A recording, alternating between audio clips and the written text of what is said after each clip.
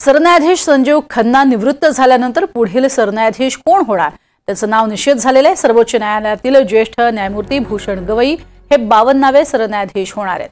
14 मे रोजी राष्ट्रपती द्रौपदी मुर्मू या गवईंना सरन्यायाधीश पदाची शपथ देतील। ग्राफिक्सच्या माध्यमातून पाहूयात भूषण गवई नवे सरन्यायाधीश।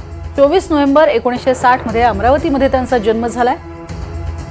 रिपाईचे ज्येष्ठ नेते रासू गवई यांचे ते सुपुत्र आहेत। 1985 मध्ये मुंबईतनं कायद्याची पदवी घेतल्यानंतर वकिलीला त्यांनी सुरुवात केली। उच्च न्यायालयाचे न्यायमूर्ती दिवंगत बॅरिस्टर राजा एस भोसले यांच्या सोबतही त्यांनी काम केलेले आहे। मुंबई उच्च न्यायालयाच्या नागपूर खंडपीठात न्यायाधीश म्हणून जबाबदारी सांभाळलेली आहे। 24 मे 2019 रोजी सर्वोच्च न्यायालयामध्ये ते न्यायाधीश होते। तर सरन्यायाधीश म्हणून 6 महिने जबाबदारी आता ते सांभाळणार आहेत।